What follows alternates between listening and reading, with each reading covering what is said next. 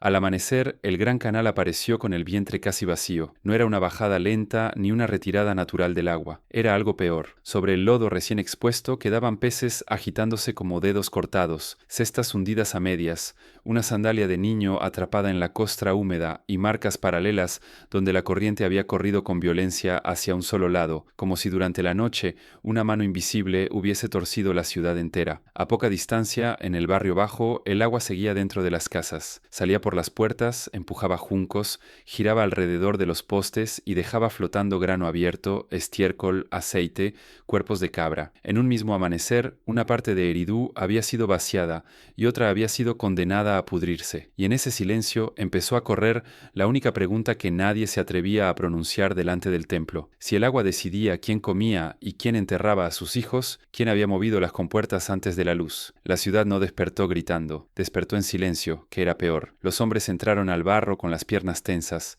tanteando el suelo bajo el agua turbia para no pisar un agujero. Las mujeres sacaron a la puerta mantas pesadas, cuencos rotos, haces de cebada inflada por la humedad. Los viejos miraban la línea oscura que la crecida había dejado en los muros y no discutían con el río. Discutían con la precisión del desastre, demasiado alto en las casas pobres, demasiado bajo en el canal mayor, demasiado limpio en los bordes del recinto sagrado, porque el templo de Enki no había sufrido. Sus depósitos seguían cerrados, sus plataformas húmedas pero intactas, sus hornos apagados pero en pie. Incluso las esteras colgadas en los corredores altos apenas mostraban salpicaduras. Allí el agua había obedecido. En el barrio bajo, en cambio, había entrado como una orden de castigo. Y en una ciudad nacida del barro, la diferencia entre una inundación y una sentencia no estaba en el cielo, estaba en la compuerta. Los primeros en hablar fueron los obreros de canal, hombres que sabían leer la corriente mejor que muchos sacerdotes leían una tablilla. Se agacharon junto al borde del cauce, tocaron con 2 dedos el limo reciente, midieron con la vista la mordida del flujo en los taludes, y no tardaron en comprender lo que el resto todavía temía. El agua no había roto nada, había sido conducida. Una compuerta se había abierto demasiado, otra se había cerrado antes de tiempo. El canal mayor había sido drenado para salvar una franja y sacrificar otra. Con eso cambió algo más que la mañana. Ya no bastaba con culpar a la estación ni repetir que las aguas profundas exigen respeto. Alguien había elegido de noche qué muros debían caer, qué campos quedarían sin riego y qué familias recogerían barro en vez de pan. Y lo insoportable no era solo el daño, sino su inteligencia. Una ciudad puede soportar la furia del río. Lo que la vuelve dócil es descubrir que el río tiene escriba. Antes de que el sol terminara de subir, enviaron a varios hombres a la casa de compuertas del brazo oriental, donde las puertas de madera y arcilla gobernaban la respiración del canal. Nadie se atrevió a llamarlo investigación. Todavía no. Lo llamaron inspección. Como se nombran con palabras pequeñas, las cosas que todavía da miedo mirar de frente. Iban un capataz de diques, 2 guardianes del recinto y un escriba joven con una tablilla sin secar colgada del antebrazo. El camino hasta allí olía a junco roto y harina agria. Cada pocos pasos aparecía una prueba que el agua había dejado atrás. Un mortero de piedra, una manta infantil, una jaula abierta, un odre reventado. En una esquina, una mujer raspaba con las uñas la costra endurecida sobre una pared interior, como si todavía pudiera recuperar de allí la altura exacta de la pérdida. Nadie le ofreció palabras. En Eridú, cuando el agua había entrado en una casa, el consuelo era una ofensa. La casa de compuertas era baja, de adobe oscuro y techo de caña reforzada. Desde fuera parecía demasiado entera. Ni maderos arrancados, ni barro vencido, ni señales de una urgencia verdadera. Si la noche había sido de caos, aquella calma no tranquilizaba, acusaba. El guardián mayor apartó la estera que cubría la entrada. La puerta de madera estaba cruzada por una cuerda sellada con arcilla. A primera vista parecía entera. Solo al inclinar el cuerpo hacia la luz se vio la grieta. El sello no había sido roto desde fuera. La marca estaba abierta hacia el exterior, con el borde interior arrancado por una mano que había salido y luego había vuelto a fingir cierre. El escriba se agachó. Limpió con el pulgar la arcilla rota. Bajo la costra húmeda apareció la impresión de un cilindro bien conocido. 2 líneas de agua, un pez estilizado, la caña ritual. No era el sello de un obrero, no era la marca de un capataz de barrio, era la señal del recinto de Enki. Y durante un instante nadie habló. Todos comprendieron lo mismo a la vez. Si aquella cuerda había sido abierta por alguien autorizado desde el santuario, entonces el desastre de la noche no había empezado en el río, había empezado en un archivo. No había empezado en el cielo bajo, ni en el temblor de los juncos, ni en una furia ciega del río, sino en una habitación angosta donde la humedad no olía a desastre, sino a arcilla recién marcada. Cuando empujaron la puerta y entraron en la penumbra de la casa de compuertas, lo primero que vieron no fue agua, fueron tablillas. decenas, algunas alineadas sobre una repisa de barro endurecido, otras apiladas junto a cestos de cuerda, pesas de piedra, cañas cortadas para escribir y pequeños sellos guardados en una bandeja de madera. A un lado, enrolladas con cuidado, dormían cuerdas de medir todavía manchadas de limo seco. Aquello no parecía el refugio de un guardián nocturno. Parecía una oficina levantada sobre la garganta de la ciudad. El capataz avanzó sin hablar. Sus pies dejaron huellas oscuras en el suelo húmedo. El escriba joven lo siguió con una respiración corta, mirando alrededor con la inquietud de quien reconoce demasiado pronto la forma verdadera del poder. Porque allí, donde todos habían imaginado palancas, barro y urgencia, había otra cosa, había método. La habitación estaba ordenada con una precisión que helaba más que el barro de fuera. Cerca de la entrada, los instrumentos, mangos de madera, clavijas, punzones, cuchillas para cortar cuerda. Más adentro, la mesa baja donde descansaban tablillas todavía blandas, vulnerables aún al roce de una uña. Al fondo, una repisa entera de registros secos, endurecidos ya por el tiempo, marcados por fecha, distrito, nivel y turno. El agua, comprendieron, no había sido confiada a la memoria de los hombres, había sido domesticada por secuencias. El guardián mayor tomó una tablilla endurecida entre las dos manos. El escriba la recibió con cuidado y leyó en voz baja. No eran himnos, no eran invocaciones, eran líneas de reparto, horas, sectores, nombres abreviados de canales secundarios, símbolos de apertura y cierre, signos que indicaban cuánto tiempo debía sostenerse una compuerta antes de dejar pasar el flujo hacia otro brazo. La ciudad no esperaba el agua, la esperaba por turno. Aquella certeza se abrió paso con una violencia silenciosa. Si todo estaba escrito, todo podía alterarse. El joven pasó a otra tablilla, luego a otra. La respiración se le volvió más tensa a medida que encontraba el mismo patrón repetido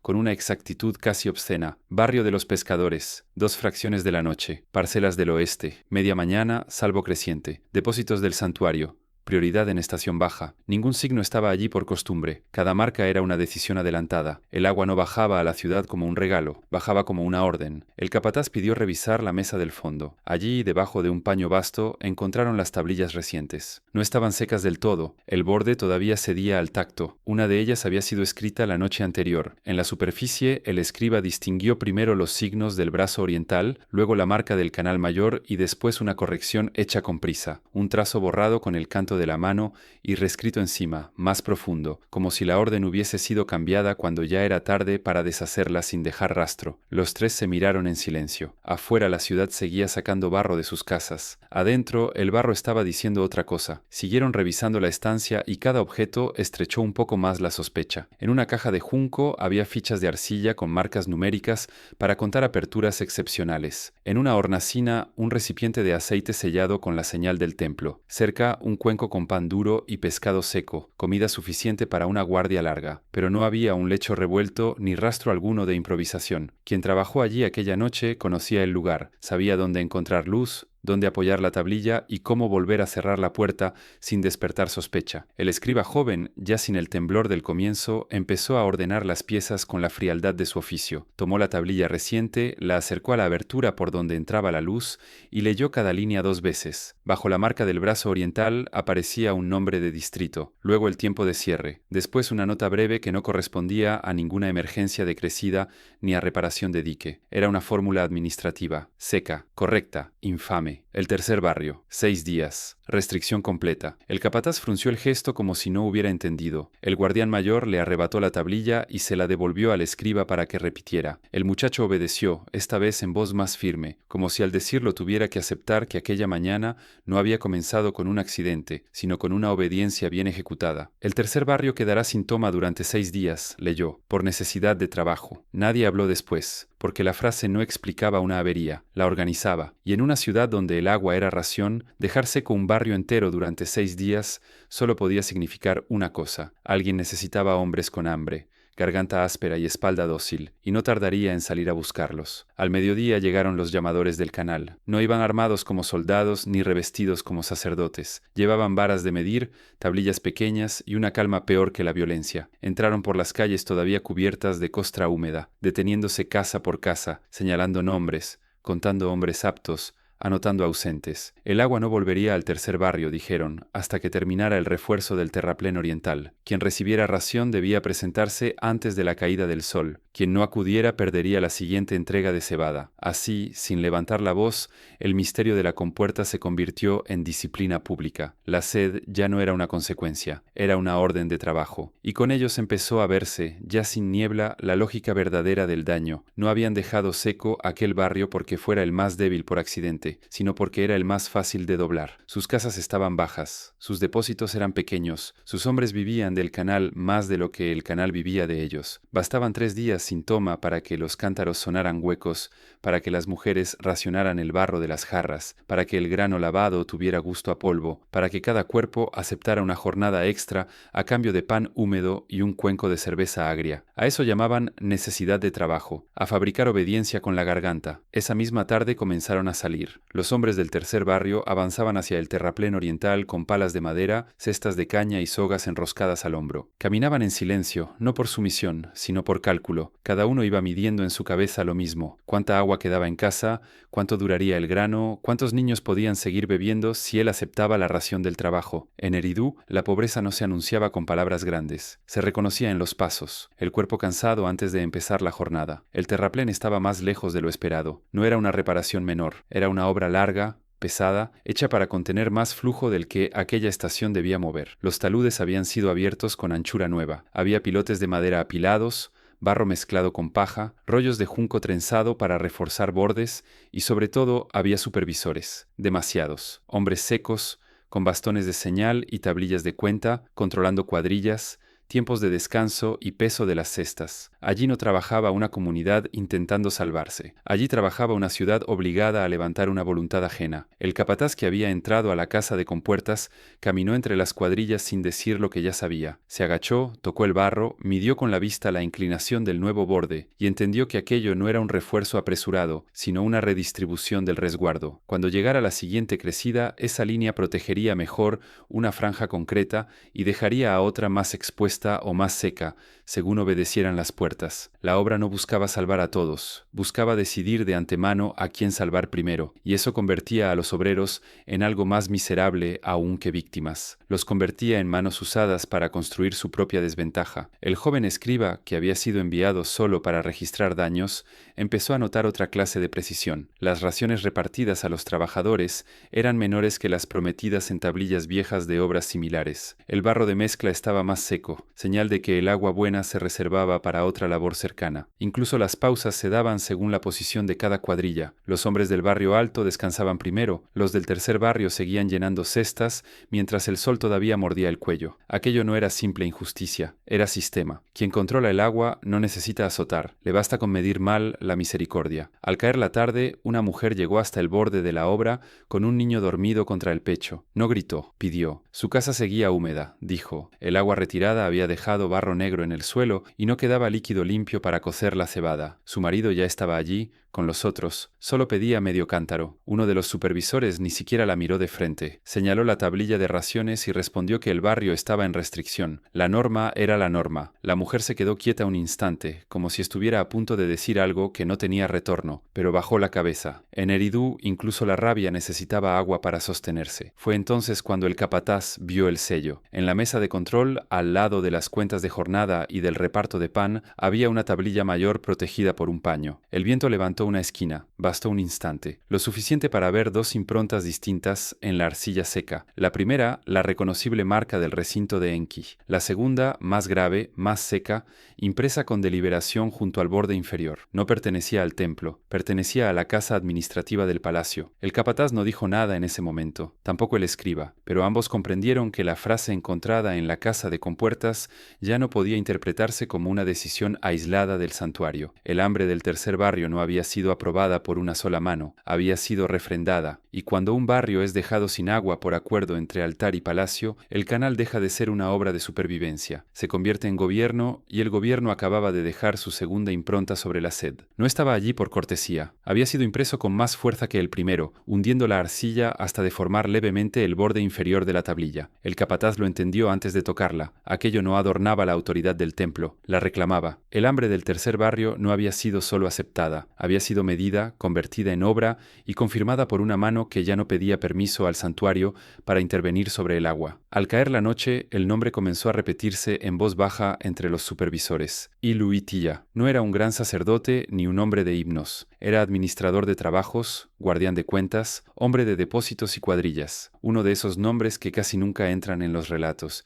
y sin embargo sostienen el espinazo de una ciudad. Conocía pesos, tiempos, rendimientos de barro, pérdidas admisibles, jornales, fisuras en los diques y, lo que era peor, sabía que Sello abriría una puerta sin discusión. Si el santuario conservaba la majestad del agua, Ilu Itiya administraba su uso, y en Eridu administrar terminaba valiendo más que invocar. El capataz fue a buscarlo antes de que los corredores del palacio se vaciaran. No entró por el patio principal, donde la dignidad exige pasos lentos y espalda medida. Entró por la parte trasera, entre almacenes de caña, sacos de arcilla seca y cestas de herramientas devueltas al final de la jornada. El joven escriba lo siguió con la tablilla envuelta en paño vasto, apretándola contra el pecho, como si llevara un trozo de fiebre. El administrador estaba donde debía estar, no junto a una estatua, sino junto a una mesa baja cubierta de cuentas. 2 lámparas de aceite dejaban sobre su rostro una luz amarilla, sin nobleza. Frente a él había cordeles anudados, fichas de reparto, pesos de piedra, registros de cuadrillas y una jarra apenas tocada. Levantó la vista y no fingió sorpresa. Eso inquietó más que una negación. Era un hombre de mediana edad, seco, sin adornos, con las uñas limpias de barro pero no de tinta. El tipo de hombre que parecía haber nacido para no llamar la atención y que, por eso mismo, podía mover media ciudad sin ser recordado en una canción. Escuchó la acusación sin interrumpir. Miró el sello. Reconoció la tablilla. Incluso alzó la mano sobre la mesa, con una paciencia casi ofensiva, como si lo único molesto de aquella visita fuera el desorden que introducía en su trabajo. El terraplén oriental debía levantarse, dijo al final. La estación viene débil. No habló del barrio, no habló de la compuerta abierta de noche, habló de necesidad, como si la palabra pudiera lavar la sangre lenta de una mala distribución. El capataz le preguntó entonces por qué la restricción había recaído sobre el tercer barrio y no sobre los patios altos, ni sobre las parcelas cercanas al recinto, ni sobre los almacenes que seguían húmedos pero llenos. Ilu Itiya lo miró por primera vez con algo parecido al cansancio. Porque el tercer barrio está más cerca del trabajo, porque sus hombres conocen el barro del este, porque el canal mayor no podía bajar más, porque una ciudad no se salva repartiendo justicia, se salva repartiendo pérdidas. El escriba sintió un frío limpio en la nuca. Allí estaba la frase verdadera, dicha sin incienso, desnuda de rito. No se trataba de piedad ni de castigo divino. Se trataba de elegir dónde duele menos la mutilación. El administrador abrió uno de sus registros y lo hizo girar hacia ellos. Niveles de agua. Rendimiento esperado de los campos del sur. Coste de reparar un desborde en el brazo occidental. Pérdida estimada si el terraplén del este cedía en la próxima crecida. Todo estaba allí, reducido a columnas. Eridu no estaba siendo gobernada por un himno, sino por una suma. Cuando el agua entra en una tablilla, la compasión empieza a parecer un error de cálculo. Pero había algo peor. En una esquina del registro, junto a la lista de cuadrillas llamadas desde los barrios bajos, aparecían varios signos repetidos que el escriba tardó un instante en reconocer. Eran referencias a parcelas del borde norte, campos antiguos, de los más codiciados por su cercanía a la buena derivación del canal. Algunas estaban marcadas para revisión de medida, otras para corrección del linde. No era lenguaje hidráulico, era lenguaje de apropiación. El capataz alzó la vista. Ilu Itiya no retiró la tablilla. Un terraplén cambia el curso, dijo con voz tranquila, y cuando cambia el curso, algunas piedras ya no sirven donde estaban. Afuera, en el patio, sonó el paso de varios hombres cargando estacas. El escriba volvió la cabeza hacia la oscuridad. Ya era noche cerrada. No era hora de medición, salvo que alguien quisiera hacerla sin testigos. Entonces entendió lo que aquellas palabras significaban en verdad. Si el agua había sido movida para justificar trabajo, el trabajo serviría ahora para justificar nuevas lindes. No bastaba con secar un barrio. Había que convertir esa sed en un nuevo mapa. El capataz dio un paso adelante, pero se detuvo, porque en ese instante ya no tenían delante una decisión aislada, sino un traslado de poder en marcha. El santuario seguía bendiciendo el orden, el palacio empezaba a diseñarlo, y mientras las lámparas temblaban sobre las tablillas de cuenta, en los campos antiguos del norte, hombres enviados por Ilu Itiya ya estaban arrancando del barro las piedras que, al amanecer, decidirían quién merecía el agua. Al amanecer el trabajo de la noche ya estaba a la vista en los campos del norte. No había humo de incendio, ni cuerpos atravesados, ni gritos que permitieran llamar violencia a lo ocurrido con una palabra limpia. Había algo más frío. Las piedras de linde, esas masas torpes clavadas en el barro desde el tiempo de los padres, habían amanecido en otro lugar, no mucho más lejos, apenas lo suficiente. Un codo aquí, dos allá, una línea entera corrida hacia un costado, donde la tierra parecía la misma para ojos cansados. Pero en Eridú, donde la vida dependía de una inclinación mínima del terreno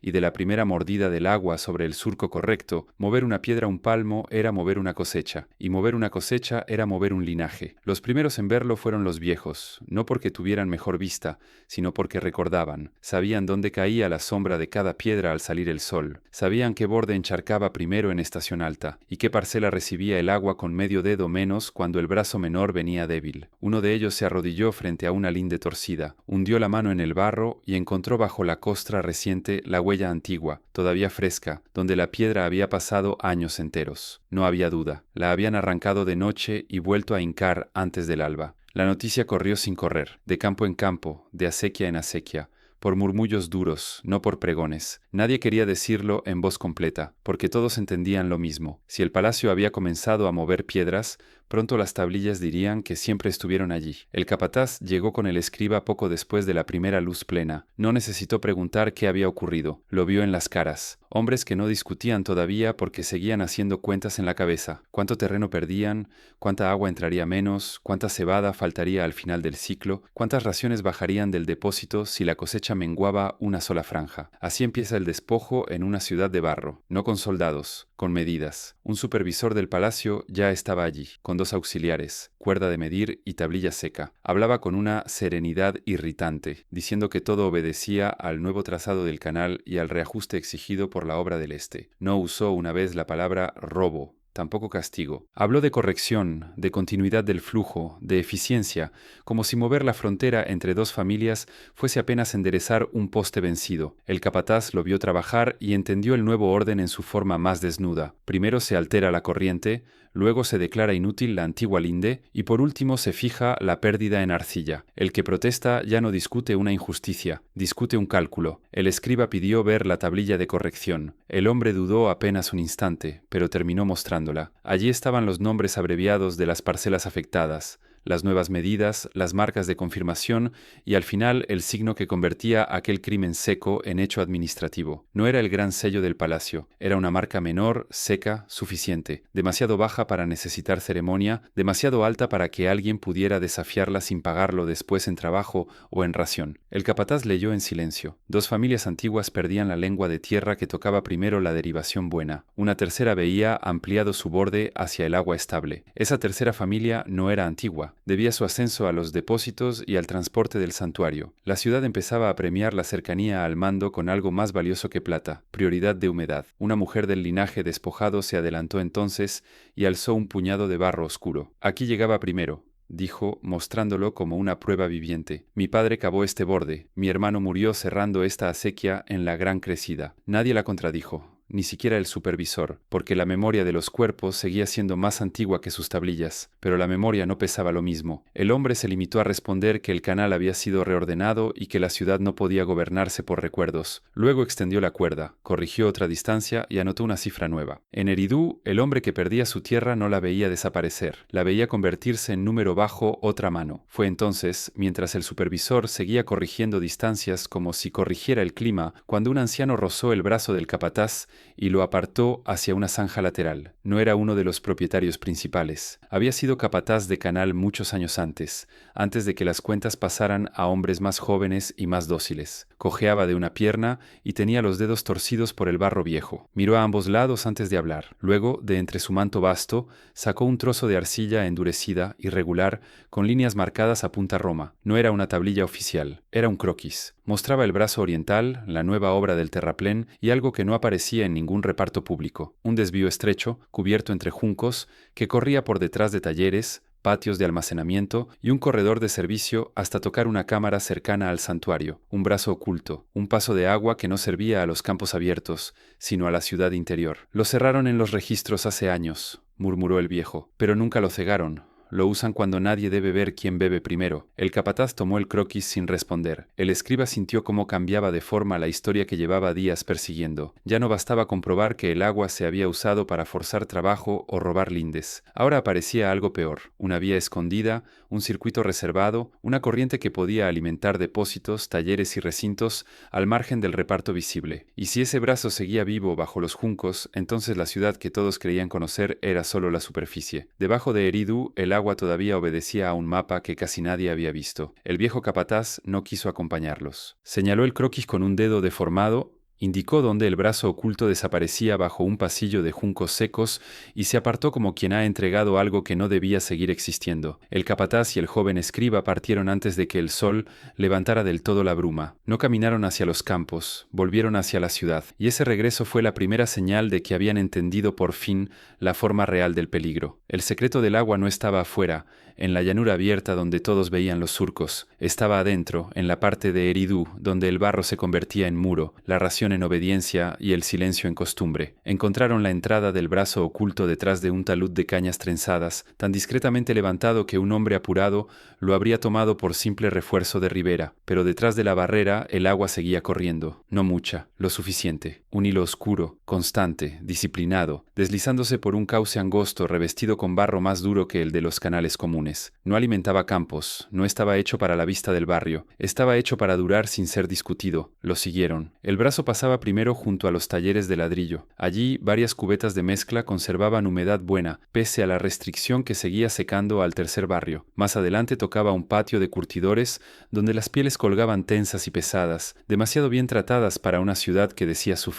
Después se internaba entre dos muros bajos y reaparecía cerca de un depósito secundario del santuario, apenas visible desde fuera, pero conectado por un pequeño canal elevado a una zona donde se guardaban cebada y aceite. El agua no estaba siendo escondida para sobrevivir, estaba siendo distribuida según jerarquía. Con cada recodo del brazo oculto, la sospecha dejaba de parecer un abuso aislado y empezaba a tomar la forma de un diseño entero. Ya no estaban siguiendo una trampa nocturna, estaban entrando en la arquitectura del reparto verdadero, porque aquel brazo no era una excepción vergonzosa ni una trampa improvisada, era una línea de servicio. Había sido excavado, endurecido, encubierto y protegido para que ciertas partes de la ciudad no dependieran jamás del reparto visible. Mientras los barrios contaban turnos y rezaban por la próxima apertura, el interior de Eridu respiraba por otra garganta. La ciudad no había sido construida alrededor del canal, había sido construida para esconder quién lo bebía primero. A media mañana llegaron a un corredor donde el brazo se dividía en tres. Uno seguía hacia los depósitos, otro descendía hacia una serie de patios de trabajo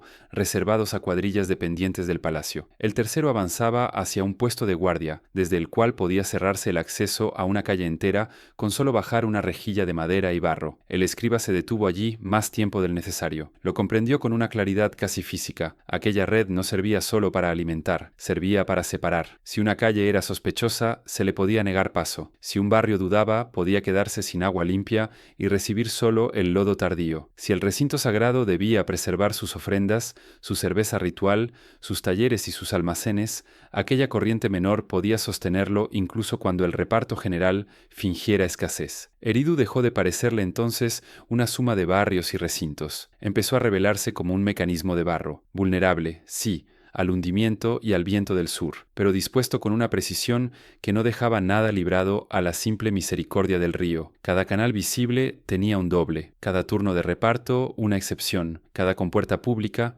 una derivación reservada, y lo más insoportable era que esa maquinaria no anulaba el rito, lo necesitaba. La procesión tranquilizaba a los barrios, mientras la derivación aseguraba a los dueños del orden. Siguieron hasta un punto donde el brazo oculto corría junto a un muro interior cubierto de marcas horizontales. Al principio parecían simples arañazos de uso, luego el capataz comprendió que eran niveles, años de agua anotados no con palabras, sino con la paciencia seca del oficio. Algunas líneas estaban acompañadas por pequeños signos: buena estación, crecida tardía, barro pesado, flujo escaso. Otras tenían una muesca distinta, más profunda, repetida solo en unos pocos años. El capataz pasó la yema del dedo sobre esas incisiones graves y se quedó inmóvil. El escriba lo miró. ¿Qué son? El hombre no respondió enseguida. Siguió leyendo el muro como otros leen una tablilla heredada. Años de hambre, dijo por fin, años en que no bastaba para todos. El aire dentro del corredor pareció espesarse, porque junto a aquellas marcas había algo peor, pequeñas señales de reapertura parcial, desvíos prioritarios, cierres prolongados. No eran recuerdos del río, eran respuestas previstas. En los años malos, el sistema no salvaba a la ciudad entera. Elegía qué parte de la ciudad debía seguir pareciendo intacta: el santuario, los depósitos, las cuadrillas de obra, los patios que fabricaban ladrillo, aceite, cerveza, registro. El resto podía esperar, enfermar, endeudarse, reducirse. El viejo croquis había abierto una grieta. El muro la convertía en certeza. Afuera la estación seguía avanzando con un cielo bajo y una luz áspera. El capataz salió del corredor, miró hacia el cauce mayor y luego hacia las llanuras del sur. Había visto suficientes señales en los juncos, en el limo y en el color del agua de entrada. La crecida que se acercaba sería débil, tal vez demasiado débil. Y ahora sabía también que la ciudad poseía un sistema entero preparado no para proteger a todos, sino para administrar la pérdida con precisión. El escriba sostuvo la tablilla en blanco sin escribir todavía. Por una vez, la mano le pesó más que la arcilla. Si la próxima estación traía poca agua, Eridu tendría que decidir otra vez. No entre abundancia y sacrificio, sino entre sacrificios competidores. Ya no era una sospecha, era un mecanismo antiguo, silencioso y perfectamente dispuesto para escoger. Y mientras ambos permanecían junto al brazo oculto que seguía corriendo hacia los depósitos, una campana breve sonó desde el recinto interior. No anunciaba fiesta, no anunciaba plegaria, anunciaba reunión de reparto. La ciudad estaba a punto de decidir quién podía seguir llamándose barrio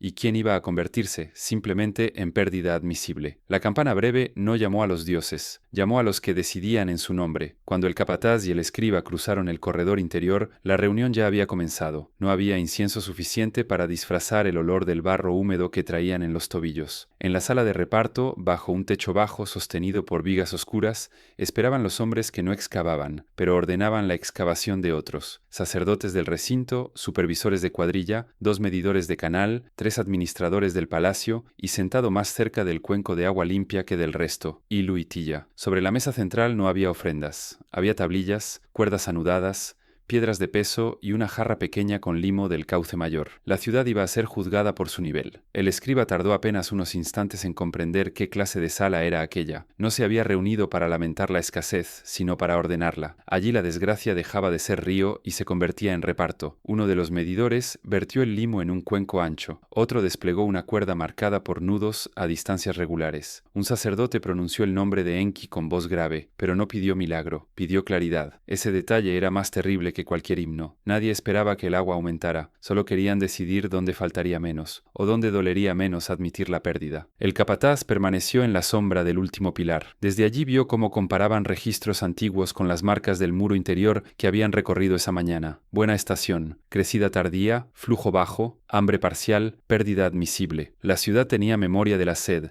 y esa memoria no servía para evitarla, sino para administrarla mejor la próxima vez. En Eridu, la experiencia no ablandaba el poder, lo afilaba, y Luitilla habló sin alzar la voz. El canal mayor traería menos agua que en 3 ciclos recientes. El terraplén oriental aún requería trabajo. Los depósitos sagrados debían preservarse. Las cuadrillas de ladrillo no podían detenerse. Los talleres que abastecían el santuario y el palacio necesitaban continuidad. Luego vino la frase que desnudó la reunión por completo. Era necesario decidir qué barrios entrarían en restricción prolongada para sostener el centro y la próxima siembra de los campos favorecidos. No dijo sacrificio. No hacía falta. Toda la mesa estaba construida para no pronunciar la palabra exacta. La tablilla en blanco volvió a pesarle en la mano. Afuera, el pueblo veía cánticos, cuencos y procesiones. Allí dentro, unos pocos decidían qué calles beberían lodo, qué niños cargarían cántaros vacíos un mes más y qué familias venderían herramientas para comprar cebada retrasada. No hay Dios más temido que una compuerta cuando ya ha aprendido a contar cuerpos. Uno de los sacerdotes propuso restringir primero las parcelas periféricas del sur. Un administrador del palacio respondió que eso dañaría demasiado la cuota de cebada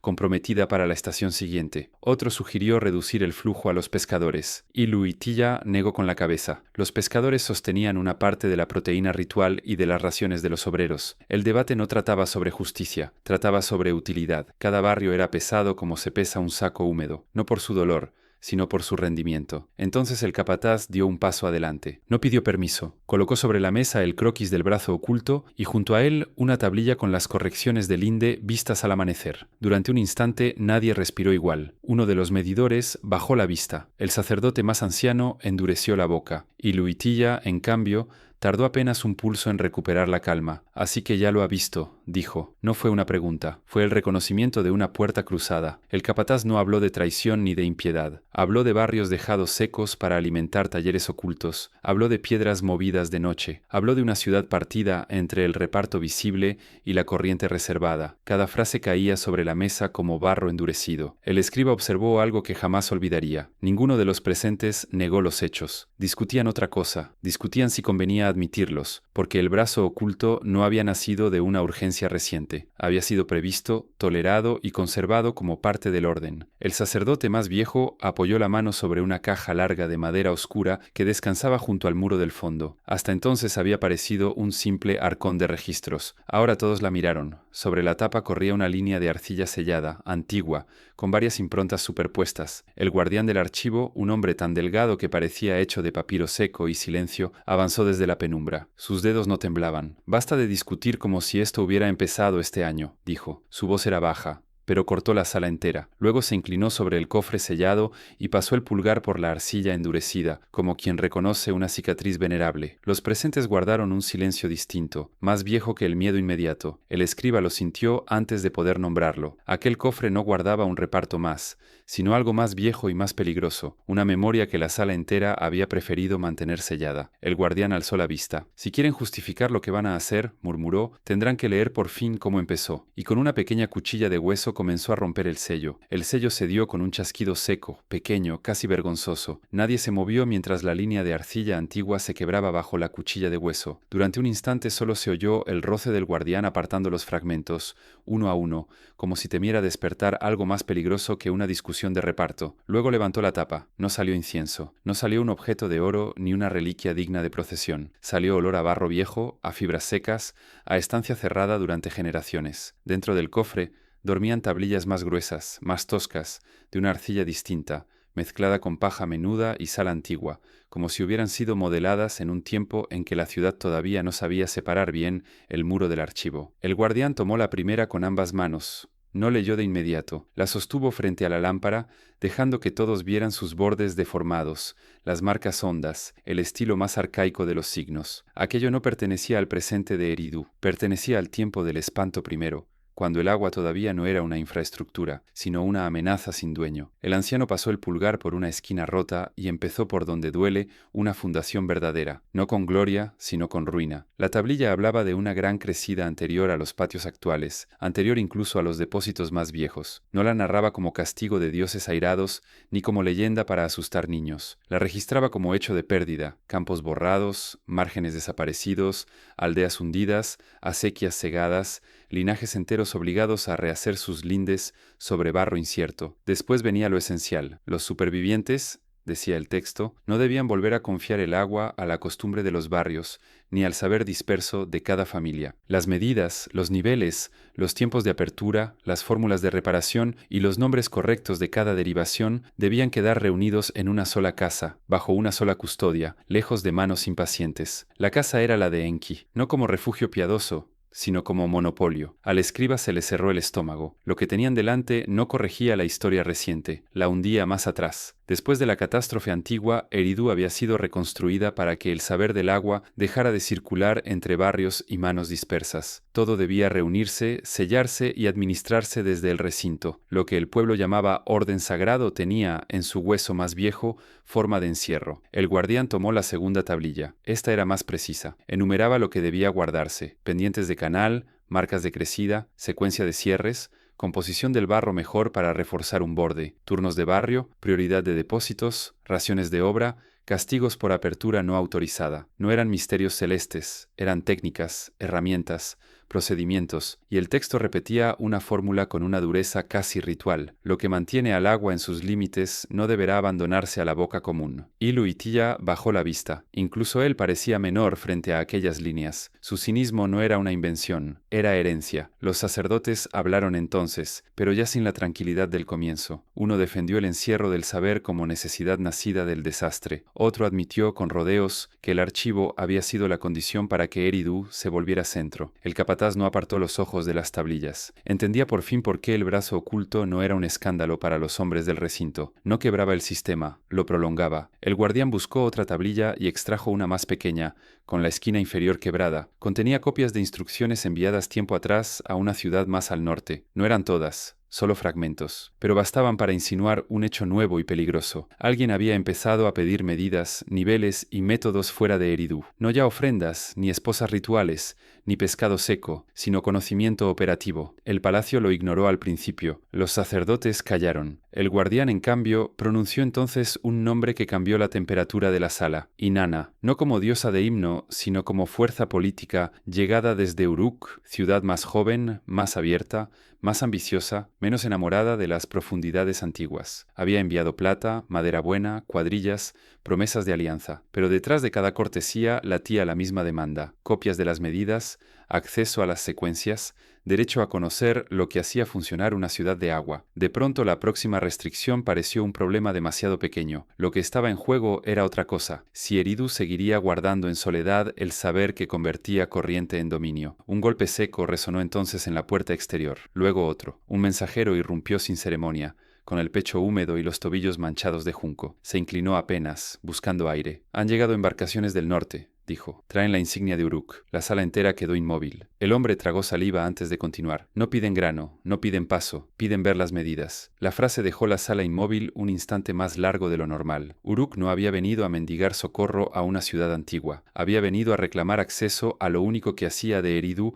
algo más que barro junto al agua. Pendientes, turnos, secuencias, la disciplina exacta del reparto. Quería el corazón técnico de la ciudad. Salieron hacia el embarcadero menor antes de que el sol descendiera del todo. El canal del norte traía 3 embarcaciones largas, de vientre estrecho y buena madera, más ligeras que las usadas en el sur para carga pesada. No venían llenas de hombres de guerra, venían llenas de señales, tejidos finos protegidos con cuero, jarras selladas, una caja de plata pequeña, tablillas de saludo y servidores entrenados para moverse como si cada gesto hubiera sido ensayado en un patio sin barro. En la proa de la primera nave, bajo un dosel sencillo, esperaba la enviada de Inanna. No llevaba corona, no la necesitaba. Su autoridad estaba en otra parte, en la forma de mirar un muelle ajeno como si ya hubiese calculado su utilidad, en la manera de descender sin vacilar sobre tablas húmedas, en la serenidad con que inclinó apenas la cabeza hacia el santuario, el palacio y los medidores de canal por igual, sin conceder primacía completa a ninguno. Era joven para aquella sala, y precisamente por eso más inquietante. No venía a custodiar un origen.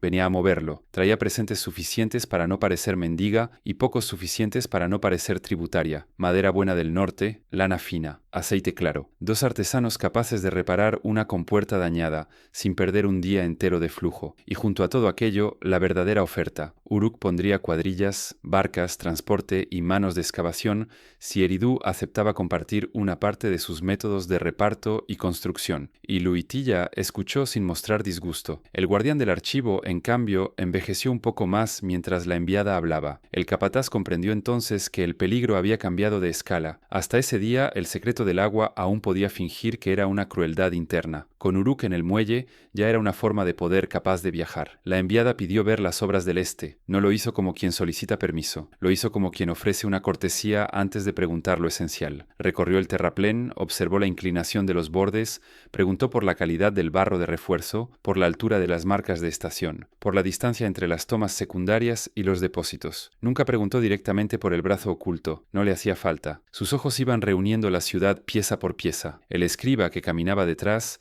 sintió por primera vez una incomodidad distinta de la rabia. Eridu estaba siendo leída. Al caer la noche, el santuario ofreció un banquete de negociación. Nada excesivo, lo suficiente para que la hospitalidad no pareciera debilidad. Pescado de buen lote, panes bien cocidos, cerveza espesa, dátiles intactos, aceite perfumado en pequeños cuencos. La enviada de Inanna aceptó todo con la compostura de quien entiende que en una mesa se decide tanto como en una compuerta. Habló entonces con mayor claridad. Uruk estaba creciendo. Sus barrios exteriores necesitaban agua estable. Sus talleres exigían continuidad. Sus plazas, depósitos y nuevas casas rituales no podían depender siempre del capricho de un cauce abierto. Eridu poseía lo que Uruk necesitaba: estructura.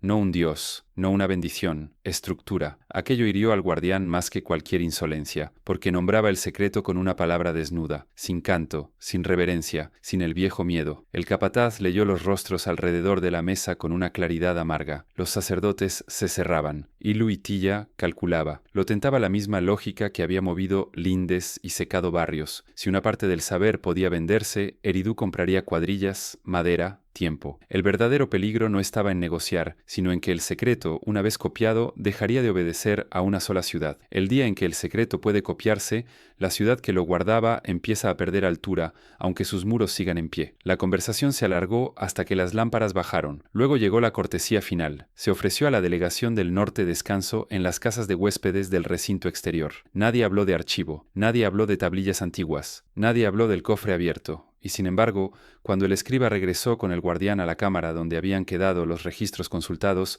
sintió antes de ver. Faltaba peso. Sobre la estera de junco seguían las tablillas más viejas, las de la reconstrucción, las de la primera concentración del saber. Pero una de las copias recientes, la que reunía secuencias de apertura, prioridades de depósito y correcciones de flujo para años de escasez, ya no estaba, ni rota, ni desplazada.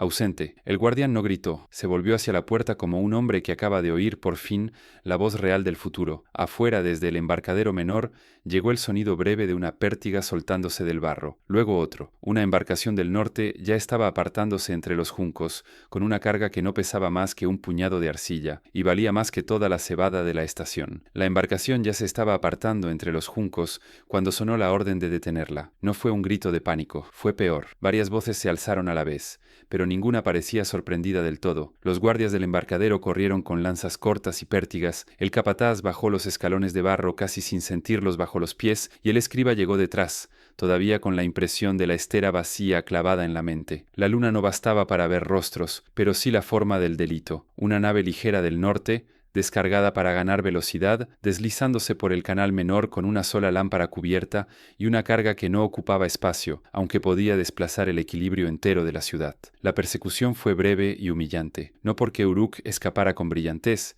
sino porque la detención llegó tarde en todo lo importante. Dos barcas del recinto lograron cerrarle el paso en un recodo estrecho donde los juncos obligaban a reducir la marcha. Los remeros del norte no opusieron resistencia seria. La tablilla robada fue encontrada envuelta en lino dentro de un cesto de dátiles. Los hombres de la enviada inclinaron la cabeza, aceptaron la captura y repitieron una sola frase. Había sido un error de un servidor demasiado celoso. La explicación era torpe. Precisamente por eso resultó insoportable. Nadie se arriesga a una maniobra así sin haber medido antes la respuesta. Cuando regresaron al embarcadero con la copia recuperada, Iluitilla ya los esperaba. Eso fue lo primero que heló al capataz. No sudaba, no estaba enfurecido, no pedía nombres ni castigos inmediatos. Observaba. A un lado se hallaban dos hombres del palacio, con tablillas nuevas y sellos de urgencia, demasiado preparados para una noche de improvisación. El escriba entendió entonces, con una náusea fría, que aquella fuga no había sido un accidente útil, sino el punto de apoyo que alguien necesitaba. La delegación de Uruk fue confinada en el patio exterior bajo custodia ritual. La enviada pidió hablar antes de que se cerrara el asunto. Le concedieron unas pocas palabras en presencia del santuario y del palacio. No se humilló, tampoco negó del todo lo ocurrido. Se limitó a mirar a los presentes con una claridad ofensiva y decir que una ciudad no guarda durante siglos el conocimiento del agua sin provocar finalmente a otra que lo necesita. Eridú podía castigar la copia, añadió, pero no deshacer la verdad que la había hecho deseable. El guardián del archivo se estremeció como si hubiese recibido una cuchillada lenta, y Luitilla, en cambio, dio un paso adelante y habló con una calma que reveló el golpe verdadero. Afirmó que el intento de sustracción demostraba lo que llevaba años insinuando. El saber hidráulico ya no podía permanecer repartido entre cámaras, sacerdotes, medidores y custodios que respondían a intereses distintos. El archivo del agua debía ser reunido bajo una sola autoridad ejecutiva. Las compuertas, las cuadrillas, las tablas de nivel, los registros del INDE, las prioridades de reparto, todo. No para profanar el orden antiguo, dijo, sino para salvarlo de la codicia ajena. Pero estaba mintiendo solo a medias y por eso sonaba tan convincente. El capataz lo vio con una claridad repugnante. Y Luitilla no había soltado la copia para entregársela a Uruk. Había soltado un escándalo medido, lo justo para probar que el santuario ya no bastaba, lo justo para que la ciudad aceptara como defensa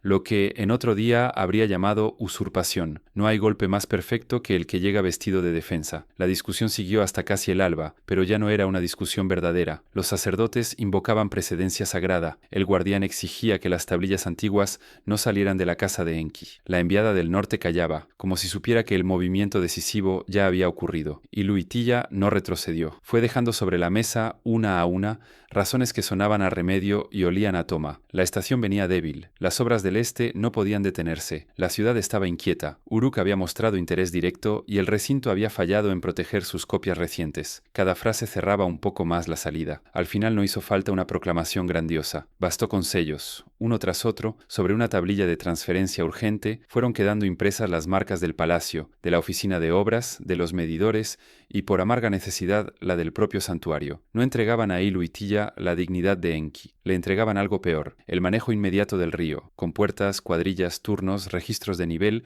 y distribución que daban desde esa mañana bajo coordinación del palacio hasta que pasara el riesgo. Todos oyeron la mentira encerrada en la fórmula. Nada provisional sigue siendo pequeño cuando toca el agua. Al salir la luz, los mensajeros recorrieron Eridu. No anunciaron un castigo a Uruk, no anunciaron la defensa victoriosa del archivo. Anunciaron una obra nueva. Un gran canal de derivación sería abierto hacia los campos favorecidos del norte y del este para asegurar la siembra futura, preservar los depósitos y garantizar la estabilidad de la ciudad. Las cuadrillas serían dobladas, las raciones reajustadas. Los barrios antiguos debían mostrar obediencia y paciencia en nombre del bien común. El capataz oyó el pregón desde la calle baja del tercer barrio. Los hombres levantaron la cabeza. Las mujeres dejaron de raspar barro de los umbrales. Nadie necesitó que un escriba explicara la consecuencia. Si el nuevo canal alimentaba la franja elegida por el palacio, la corriente principal ya no pasaría primero por ellos. La ciudad iba a sobrevivir amputando su origen, y mientras el sol subía sobre los techos húmedos de Eridu, los primeros trazos de cuerda ya estaban siendo tendidos sobre el barro, marcando la herida por donde el agua dejaría de pertenecer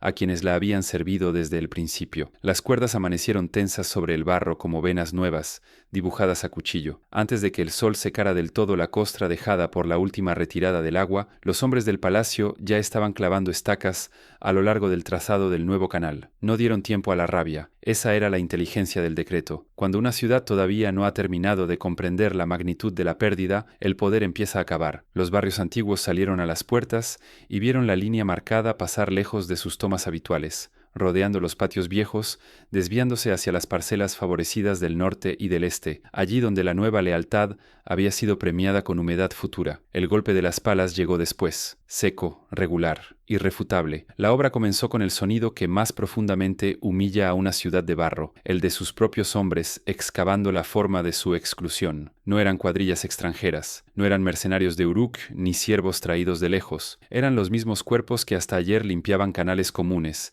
reforzaban diques compartidos y reparaban bordes pensando que salvaban a Eridu entera. Ahora trabajaban bajo tablillas nuevas, con supervisores nuevos y un mapa que ya no fingía proteger a todos. El palacio había tomado el río, sí, pero no con una proclamación solemne. Lo había tomado con algo más duradero, con escribas sentados junto a la zanja. El joven escriba lo vio de inmediato. Ya no bastaba con que hubiera palas, cestas y hombres doblados. A cada tramo abierto, otro escriba anotaba profundidad, anchura, pendiente, tiempo de avance, raciones asignadas, nombres de cuadrilla y retrasos. Donde antes el templo envolvía el reparto del agua en lenguaje sagrado, ahora la oficina del palacio lo fijaba en series. El sistema no se estaba debilitando al abandonar el viejo monopolio del santuario, se estaba afinando. La corriente pasaba de la plegaria al precedente. Eso lo hirió más que el trazado mismo. El nuevo orden no necesitaba ya a la antigua casa de Enki como dueña única. Le bastaban medidas, listas, marcas correctas en arcilla y hombres entrenados para obedecerlas. El dios podía conservar nombre, altar y procesión. El agua empezaba a pertenecer a quien supiera escribir su camino sin temblar. El capataz avanzó junto a la línea de obra hasta el punto donde el nuevo canal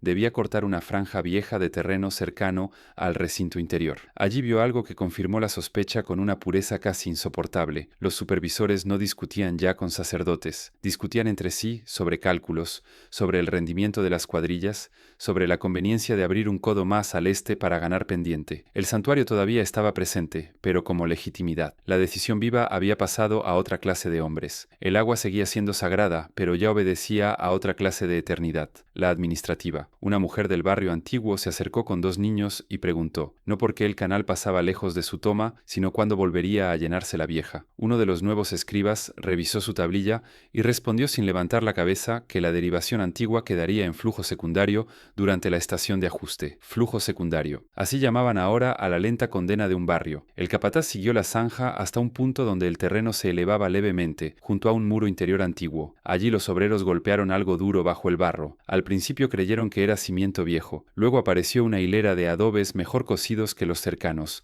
alineados sobre una cavidad sellada. El supervisor ordenó despejar con cuidado. Las palas fueron sustituidas por manos, cuchillas de hueso, cepillos de junco. Poco a poco emergió la boca de una cámara enterrada, y Luitilla fue llamado de inmediato. Llegó sin prisa, acompañado por 2 hombres del archivo provisional del palacio. El guardián del santuario también acudió, pero ya no ocupó el centro de la escena. Eso, más que cualquier otro detalle, confirmó la transferencia completa. La tierra se abrió delante de ellos y reveló una pequeña estancia de almacenamiento protegida por un cierre antiguo, seguramente olvidado bajo reconstrucciones sucesivas. En su interior había 3 tablillas quebradas, un cuenco de sellos partidos y, al fondo, una sola tablilla grande, intacta, cubierta aún por una costra fina de polvo endurecido. El joven escriba entendió su peso antes de leerla. Aquella pieza no parecía un registro más, sino la forma maestra del cálculo. La levantaron con ambas manos y la llevaron a la luz. El polvo cedió. Entonces aparecieron los encabezados: estaciones, niveles, barrios, pérdida de grano, reducción de ración y una última columna cuyo nombre dejó el aire inmóvil: pérdida admisible. No era una metáfora, no era una fórmula ritual. Debajo, fila tras fila, la ciudad antigua había consignado qué parte de sus campos podía secarse, qué distritos podían entrar en hambre prolongada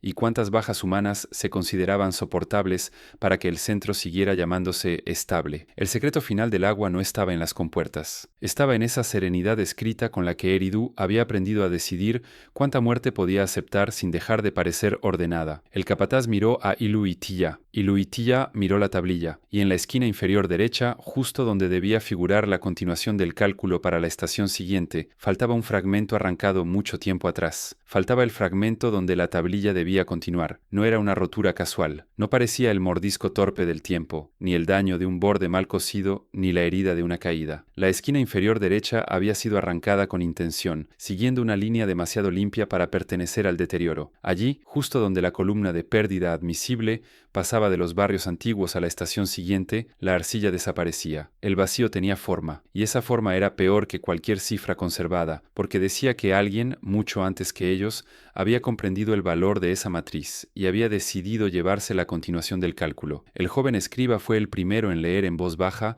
lo que sí había sobrevivido: estación de crecida débil, prioridad, depósitos, cuadrillas de reparación, patios de producción, recintos interiores, restricción prolongada, barrios bajos, parcelas periféricas, tomas tardías, pérdida de grano, soportable, disminución de ración necesaria, bajas humanas, dentro del límite. Nadie habló durante varios pulsos, porque al fin aparecía, desnudo, el soberano que habían rozado desde la primera compuerta: el cálculo, la ley muda que volvía al sed procedimiento y la muerte margen soportable para que el centro siguiera intacto. El capataz pasó la mano sobre la tablilla como si tocara la piel fría de una traición antigua. Entonces todo dejó de parecer disperso. El barrio seco, el terraplén levantado con hambre ajena, las lindes movidas, el brazo oculto, el archivo sellado, la llegada de Uruk, el golpe del palacio, nada había desviado el sistema. Era el sistema mostrándose por fin sin himno. Iluitilla pidió la tablilla. No la exigió con brusquedad. Tendió las manos con esa serenidad administrativa que había acompañado todos sus actos, como si incluso aquella verdad terrible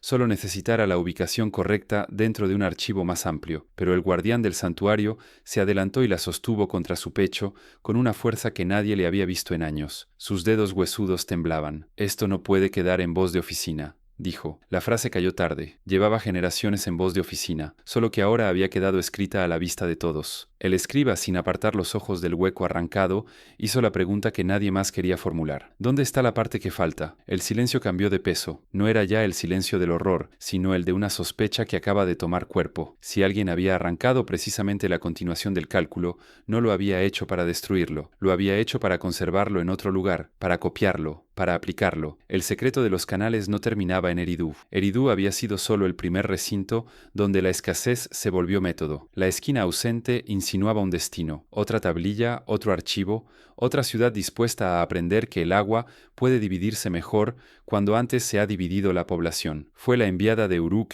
quien comprendió antes que nadie la utilidad política de ese hallazgo. No habló de robo, no habló de culpa. Miró el fragmento faltante, luego las columnas intactas y finalmente a Ilu y Tilla, como si entre ambos se hubiera trazado una línea más importante que cualquier canal. Entonces dijo con una voz tan calma que resultó ofensiva: si alguien arrancó esa parte, fue porque sabía que una ciudad no sobrevive por venerar el origen, sobrevive por llevarse el método. Nadie la contradijo, no porque la absolvieran, sino porque sus palabras se apoyaban en la misma gramática que la tablilla acababa de exponer. El futuro pertenecería a la ciudad capaz de repetir ese reparto con menos pudor. Afuera, el nuevo canal seguía abriéndose. Se oía a intervalos el golpe de las palas, el arrastre de cestas, la orden breve de los supervisores. La ciudad continuaba su jornada sin saber que en aquella cámara había muerto una inocencia más vieja que el último barro. Ya no podían fingir que el agua castigaba por capricho, ni que los dioses dispensaban orden desde una altura incomprensible. El mecanismo estaba escrito, y una vez que el mecanismo se lee, la reverencia cambia de sustancia, se vuelve miedo con comprensión, se vuelve obediencia envenenada. El guardián bajó al fin la tablilla. El capataz miró la zanja recién abierta. El escriba siguió mirando la esquina arrancada. Allí estaba la grieta final, no en las cifras conservadas, sino en lo que faltaba, porque si la parte perdida había viajado hacia el norte, entonces Uruk no venía a robar el secreto de Eridu, venía a reclamar una herencia que alguien ya había empezado a poner en movimiento mucho antes, y en ese caso, la pregunta que había perseguido toda la historia no se cerraba en aquella ciudad baja y húmeda, apenas cambiaba de nombre. Eridu había descubierto cómo una ciudad decide quién puede secarse. Lo que nadie en aquella cámara podía saber todavía era cuántas otras aprenderían después a llamar a esa misma decisión: civilización. Gracias por mirar.